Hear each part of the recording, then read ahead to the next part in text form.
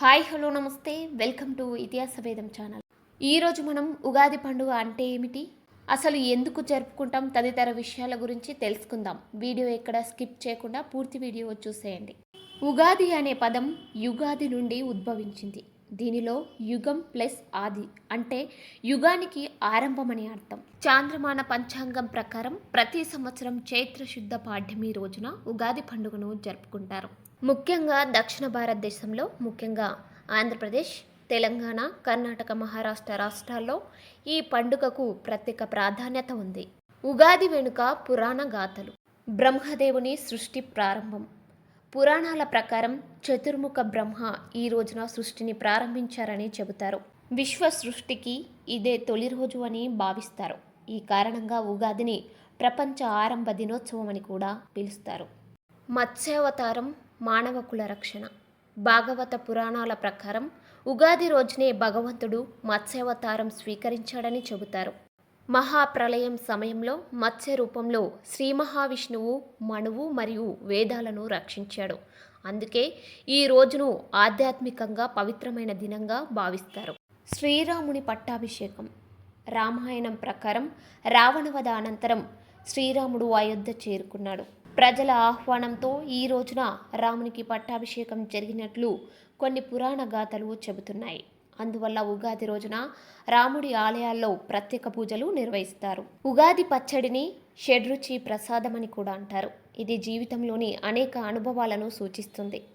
తీపి ఆనందాన్ని, చేదు కష్టాలని, పులుపు అనుభవాలని, ఉప్పు అవసరమైన సమతుల్యత, కారం సాహసం, వగరు అనూహ్యమైన సంఘటనలు, ఇలా షడ్రుచులతో కూడిన పచ్చడి తయారు చేస్తారు. ఈ పచ్చడి తాగడం వల్ల మన జీవితంలో అన్ని అనుభవాలను సమానంగా స్వీకరించాలని అర్థం.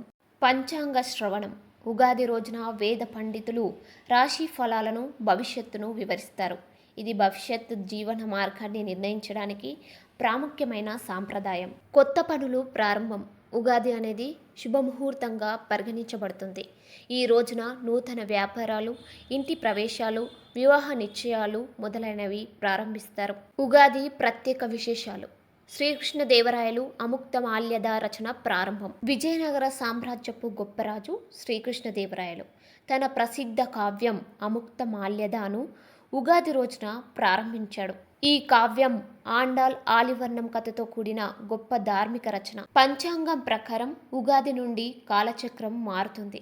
హిందూ క్యాలెండర్ ప్రకారం శని, గురు, రాహు, కేతు మార్పులు ఈ కాలంలో సంభవిస్తాయి.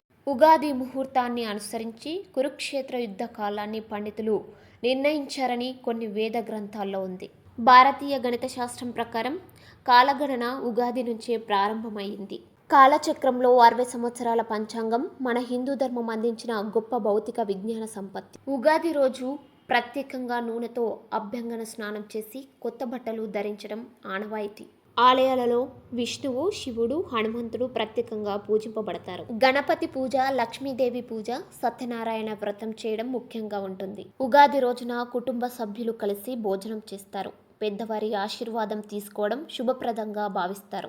ఈ రోజున పంచాంగ శ్రవణం చేయించుకోవడం ద్వారా సంవత్సర కాలాన్ని ముందుగా అంచనా వేయవచ్చు. ఉగాది పండుగ భారతీయ సంస్కృతిలో అత్యంత ప్రాముఖ్యత కలిగిన పండుగ. ఇది కేవలం హిందూ నూతన సంవత్సరం మాత్రమే కాకుండా ఒక ఆధ్యాత్మిక ఆరంభం. మన పూర్వీకులు ఉగాదిని సృష్టి యొక్క మొదటి రోజు, సుభిక్ష సంవత్సరానికి శుభారంభమని భావించారు. మరిన్ని ఇలాంటి పురాణ కథల కోసం ఇతిహాస వేదం ఛానల్ని సబ్స్క్రైబ్ చేయండి. మీ ఫ్రెండ్స్ అండ్ ఫ్యామిలీకి షేర్ చేయండి, కామెంట్ చేయండి.